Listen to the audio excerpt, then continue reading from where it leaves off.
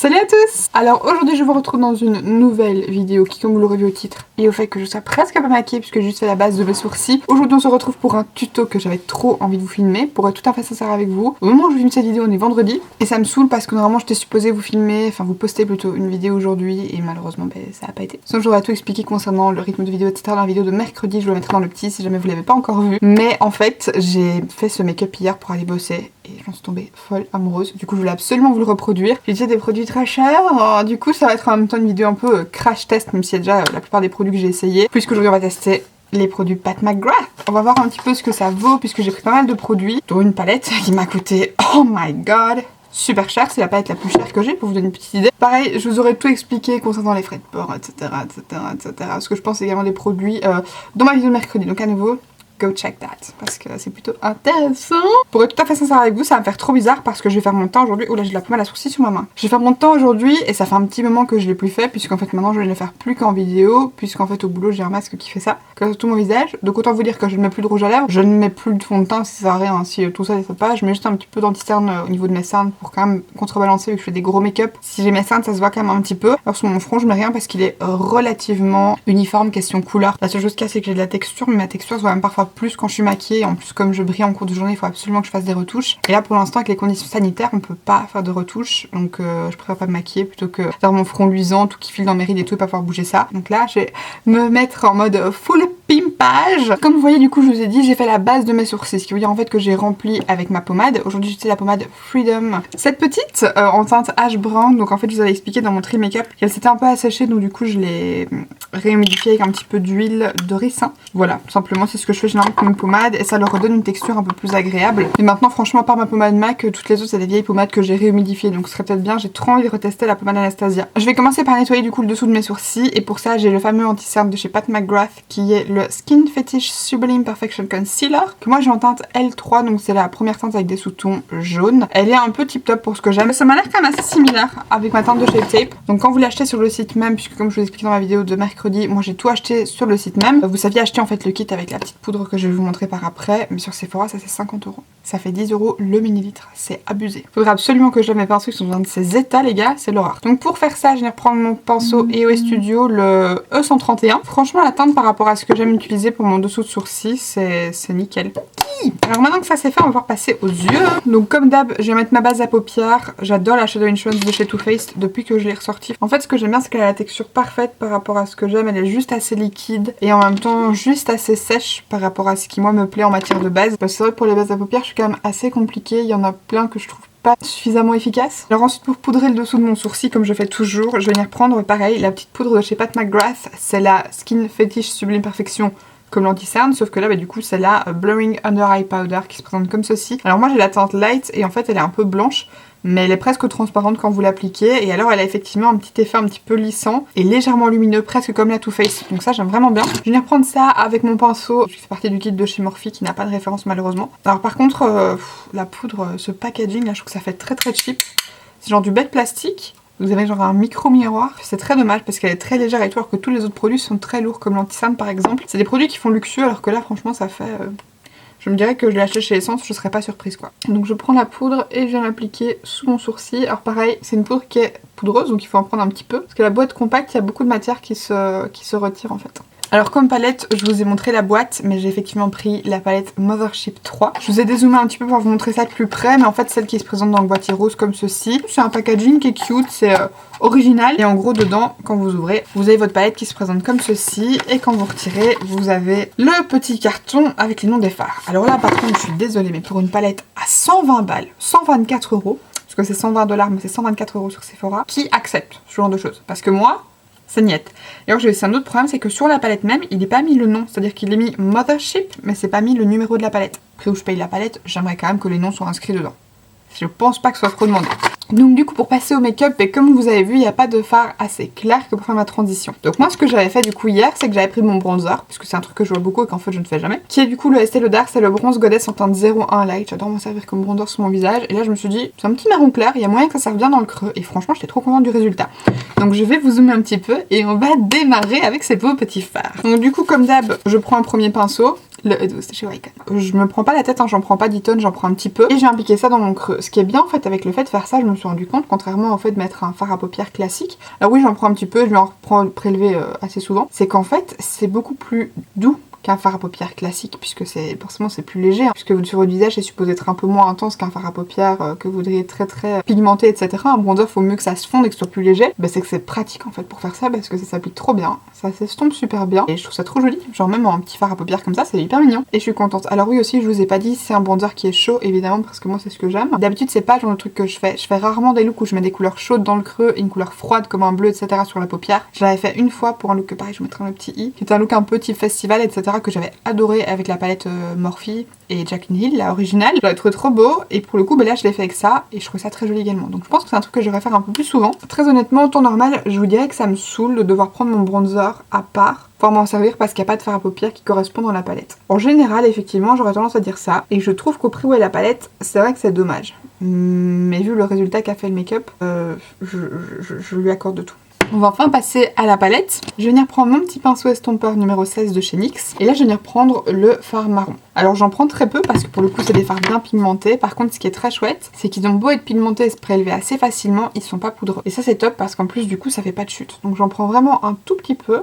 Et je viens commencer à travailler un petit peu le bas de mon creux pour un peu intensifier. Et ensuite, j'hésite pas à reprendre le pinceau avec lequel j'ai appliqué mon bronzer pour venir bien dégrader. Et ensuite, je viens prendre un tout petit peu du même marron que j'ai appliqué au niveau de mon coin externe. Pareil, j'en prends petit à petit pour faire un beau fondu. Et ça, franchement, c'est ce que j'aime, c'est que c'est un marron très foncé, mais ça se dégrade comme rien en 2-2. Ensuite, je viens prendre un tout petit peu du fard marron mat et du noir. J'en prends vraiment pas beaucoup parce que du nouveau, c'est bien pigmenté. Et pareil, je vais un petit peu réintensifier en tapotant très légèrement au niveau de mon coin externe. Et ensuite, maintenant que j'ai ça, on va passer au clou du spectacle avec le magnifique fard bleu-violet que j'adore. Donc du coup, moi ce que je fais, c'est que je le prélève au doigt, comme tous mes fards lumineux, et je viens le tapoter sur la paupière. C'est tellement beaucoup trop beau. Sincèrement, j'espère qu'en caméra ça va ressortir aussi beau que ce que c'est en vrai parce que... Oh, ce... Et alors généralement, si je veux encore un peu plus le faire popper, c'est ce que j'ai fait hier. Ça rajoute pas énormément, mais j'aime bien. C'est le prendre avec un pinceau et l'humidifier un petit peu. Sachez d'ailleurs que vous pouvez humidifier à même les fards dans la palette. Voilà, Gabrielle expliquait tout ça. C'est une conseillère Pat McGrath, une maquilleuse de chez eux, qui lui avait expliqué que c'était faisable. Donc du coup j'en prends un peu, je l'humidifie et je viens le réappliquer par dessus. Et en fait ça fait un petit peu plus popper le côté violet, je trouve, de faire ça. Je trouve que le reflet du duochrome ressort un peu plus. Je sais pas si vous allez voir une grosse différence chez vous, mais en vrai il y en a quand même une petite. Hein. Donc du coup pour mon teint, en base, qu'est-ce que je vais appliquer? Je ne sais pas, je ne sais pas. J'ai envie d'utiliser la Glow Iridescent Primer de chez Primark, ça fait longtemps que je m'en suis pas servie. Mélangée avec un petit peu de la Active HD Active Performance de chez Catrice. Et ensuite pour les zones où je veux vraiment plus lisser, je vais venir prendre la The Ordinary qui est la High Adherence Silicone Primer. Donc du coup pour tout mon visage, je viens prendre la Catrice. Je mets quelques gouttes dans ma main. La Primark, pareil, je mets quelques gouttes. Je viens mélanger et ensuite je l'applique partout. Cette base-là de chez Primark, je l'ai même pas encore utilisée, dites-vous, peut-être juste une fois. Mais j'avais la version rose que j'adorais et que j'ai d'ailleurs terminée. J'adore ces bases-là. Elles sont super bonnes. C'est très très léger, ça donne un tout petit glow, mais vraiment très naturel. Après là, j'ai mélangé avec la Catrice, donc forcément ça diminue un peu cet effet-là. Mais elle est top aussi pour mélanger si vous avez des bases très épaisses. Moi j'utilisais ça pour mélanger avec la Too Faced. C'était parfait en fait pour mélanger puisque du coup ça rendait la texture un peu plus agréable à utiliser. La The Ordinary, pareil, j'en ai déjà parlé. Hein. C'est une des meilleures bases selon moi et elle coûte même pas 5 € pour un format 30 ml je crois. Moi j'ai le fond de teint aussi en coverage, il est listé aussi en sérum si vous voulez quelque chose de plus doux, mais je l'adore. Et pareil, je crois que le fond de teint il est à 7 € je crois. Alors par contre la ride au niveau de mon entre-sourcil, je sais pas si vous allez la voir mais oh my god quoi, elle est de pire en pire. Je la déteste, je me sens tellement vieille, je vois des meufs qui ont 50 plus que moi, elles ont pas une ride. Moi j'ai cette saloperie là en plein milieu de mes sourcils et j'ai ces deux là aussi qui marquent, je déteste. Du coup comme fond de teint, en fait j'ai été humidifier mon éponge mais je vais en appliquer un au pinceau puisque j'ai trop envie d'utiliser le HD Liquid Radiance de chez Catrice, pareil c'est un de mes fonds de teint fave. Et d'ailleurs ça me saoule trop, je voulais vous faire ma technique de tache de rousseur avec de l'auto-bronzant comme je faisais non-stop l'année passée et en fait mon auto-bronzant était périmé donc du coup j'en ai plus. Et il y a vraiment un auto-bronzant avec lequel j'adorais faire ça. Le problème c'est qu'en Belgique il est pas disponible en petit format et j'ai la flemme de racheter une grosse bouteille juste pour faire ça parce que du coup même le petit format de 50 ml je l'avais pas vidé. Puis en plus je me dis que je vais pas faire ça maintenant parce que clairement avec le masque ça se verra pas. Donc c'est inutile. Ça m'embête. C'était un truc que j'attendais trop de faire. Pour l'appliquer, je vais venir prendre le pinceau Catrice, du coup. Pour la teinte, j'utilise la teinte 010 Light Beige. Je pense que ça va être tout pile question de teinte. J'aime vraiment trop ce fond de teint. Il est hyper beau sur la peau. Il est fin, il camoufle bien, mais en même temps, il est parfait. Il est vraiment trop beau. Et le fini, franchement, si vous avez la peau sèche, il doit être super beau parce qu'il est légèrement lumineux. Genre, juste le beau fini qui donnerait pas envie de le poudrer, quoi. La seule chose, c'est que moi j'ai la peau grasse, donc je suis obligée, sinon c'est pas possible. Mais oh, si vous avez la peau sèche, ou même la peau normale, ce fond de teint là pas poudré, ça doit être a real beauty. Et ensuite, du coup, en anti-cerne, on va reprendre le Pat McGrath. Et là, bah, du coup, je vais m'en servir en anti-cerne tel quel, quoi. Alors hier, je m'en suis servi, mais j'avais appliqué ça tout seul, donc du coup je l'avais appliqué avec un petit pinceau et voilà. Donc c'était un premier test, mais c'était pas vraiment un test dans des conditions classiques. Du coup là je vais l'appliquer avec mon éponge de chez OE Studio, mes préférées, hein. Vous les connaissez maintenant, je le répète à chaque fois, mais elles sont vraiment trop bien. Ouais, la teinte c'est vraiment nickel par rapport à ce que j'aime. Ça c'est top. J'adore, c'est trop beau. Je suis en kiffance, j'aime vraiment beaucoup. Ça fait du bien de voir ma peau un petit peu camouflée et tout et un peu uniforme. Je peux mettre de l'highlighter et du blush les gars, ça fait 10 ans que j'en ai pas mis, j'ai l'impression. Donc pour mon dessous de l'œil, je vais venir prendre la poudre Pat McGrath. Donc du coup je vais l'appliquer au pinceau avec mon petit pinceau du coup de chez Real Techniques que j'aime beaucoup, le faux bleu. Alors pareil, hein, la poudre, je n'en ai pas parlé tantôt pour les yeux, mais c'est pareil, hein, ça, c'est 50 € chez Sephora. Et en fait quand j'ai reçu le kit, je me suis dit ah ouais mais c'est sûrement pour ça que c'est moins cher en fait là en kit, parce que c'était 50 € pour les deux. Donc je me dis ouais c'est parce qu'en fait c'est des plus petits formats. Mais non, et ça c'est 4 grammes. 4 grammes. 50 balles. J'ai plein de poudres compactes, j'en ai jamais une qui fait 4 grammes. Hein. Donc là 4 grammes plus le packaging qui est pas ouf, franchement je trouve ça un peu abusé. Alors pour une poudre compacte, je trouve qu'elle poudre quand même bien, notamment au niveau du contour des yeux. Bah, comme je vous dis, je l'ai pas dit sur le reste de mon teint, donc on va tester ça aujourd'hui. Je pense pas que question matité soit la meilleure, parce qu'en même temps c'est pas son but de base, puisque c'est supposé être une poudre sublimatrice, lissante, etc. Mais franchement elle est pas mal. Question poudre pour le contour des yeux, c'est pas mal. Surtout qu'en plus elle ne fonce pas en fait le contour des yeux. Et ça c'est bien parce que vous savez que moi c'est un problème que j'ai avec beaucoup de poudre. Vous voyez que là j'en ai mis un petit peu sur mon nez et ça poudre quand même bien. Là j'ai pas envie de trop poudrer mon teint, comme je vais pas non plus garder 10 ans. Donc je vais juste un peu poudrer ici au niveau de mes tempes et du début de mes joues. Je vais mettre mon blush, mon highlight, etc. Et un peu mon front quand même parce que bah, pareil peau grasse donc... Ça c'est un peu une zone compliquée chez moi. Et vous voyez quand je vous dis que c'est une poudre qui est quand même un peu poudreuse, je pense que vous voyez qu'il y a plein de dépôts de poudre partout. Donc en plus le packaging il se salit quand même vite quoi. Maintenant que la base du coup du teint est faite, on va repasser aux yeux. Pour aller avec le fard bleu que j'ai mis sur ma paupière, c'est rare que je refasse un raccord avec le fard de la paupière mobile. Généralement je fais un raccord avec le fard du creux. Mais là j'avais vraiment trop envie de vraiment le faire popper et d'en remettre un peu en dessous. Donc du coup j'ai trouvé un duo de crayons qui va parfaitement pour donner ce côté violet bleuté. Maintenant en fonction de ce que vous voulez faire plus ressortir le violet ou le bleu, vous pouvez en choisir qu'un des deux, c'est largement suffisant. Ça c'est deux crayons que j'aime vraiment beaucoup. Le premier, le bleu, c'est un bourgeois, c'est le Contour Clubbing Waterproof en teinte 46 bleu néon. Les Contour Clubbing Waterproof de chez Bourgeois, je vous ai déjà dit, ça fait partie de mes crayons préférés, je les trouve vraiment superbes. Et le deuxième crayon, malheureusement, il n'existe plus. Maintenant il est encore trouvé parfois avec des restes de stock dans certaines boutiques, mais c'est un Pearl Glide Intense Eyeliner de chez MAC. C'est mes crayons préférés de chez eux, du nouveau parce qu'ils sont lumineux, pailletés, hyper intenses. Et là c'est la teinte Designer Purple. Le pinceau, comme d'hab, vous le connaissez, c'est le Morphe. Et donc en fait ce que je fais, c'est que je viens prendre d'abord le crayon bleu, d'abord le crayon mauve, faites dans l'ordre que vous voulez. Et je viens l'appliquer tout le long de mon ras de cils, donc dans la muqueuse et au niveau du ras des cils. Donc je sens pas trop bas, j'ai vraiment juste le frotter dans ma ligne de cils. Et ensuite, avant de dégrader ça, je viens mettre le violet, pareil, muqueuse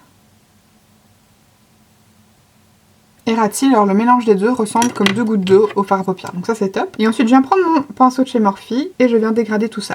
Alors ensuite quand j'ai ça, je vais juste venir un petit peu dégrader mon fard marron. Donc je vais d'abord commencer évidemment par mon bronzer. Donc pour ça je viens prendre mon petit pinceau de chez MSQ et je prends toujours ma teinte de bronzer et je viens dégrader ça au niveau du bas des crayons. Et je rejoins bien évidemment ça avec mon coin externe supérieur. Et ensuite je reprends un tout petit peu du marron de la palette et je viens dégrader ça un tout petit peu plus haut. Donc vraiment à la limite du crayon. Vous voyez déjà la différence des deux yeux, comme ça intensifie un petit peu plus. Et ensuite, toujours avec le même pinceau, je viens prendre un tout petit peu du marron et du noir. Et je viens mettre ça au niveau du coin externe que je rejoins avec le coin externe supérieur. Et pour dégrader ça, j'hésite pas à reprendre mon petit pinceau de chez NYX et à vraiment venir dégrader tout ça. Et ensuite, avec mon pinceau Morphe, je vais venir reprendre du coup le fard que j'ai mis sur ma paupière mobile. Donc le fard lumineux un peu bleu-violet. Et je viens tapoter ça sur le crayon, donc proche du ras de cils.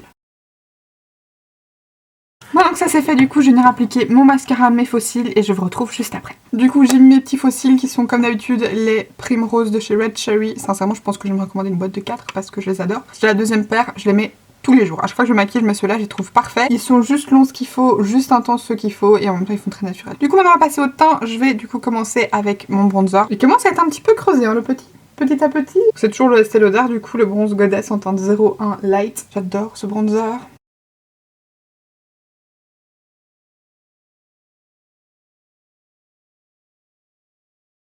Ensuite, comme blush, qu'est-ce que je vais mettre? Bon, comme je sais pas me décider, je vais prendre ça parce que je sais que j'adore. Et du coup, là par contre, je pense que je vais me contenter un peu plus de la teinte rose, puisque je voudrais que ça aille avec les yeux. Donc du coup, je vous ai pas dit, c'est la palette Blush Icon de chez Wet n Wild que j'adore. De toute façon, si vous me suivez depuis ne serait-ce que quelques semaines, vous êtes au courant de mon amour pour cette palette. Là, ça fait quand même très rose, hein.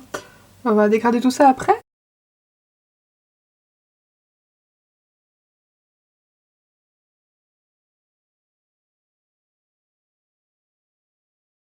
Et ensuite, comme highlighter, je vais venir utiliser le Hypothermia dans les Supreme Frost de chez Jeffree Star. Parce que j'adore celui-là et que c'est un reflet violet, donc il va être parfait. Je vais en mettre un tout petit peu sous mon sourcil aussi.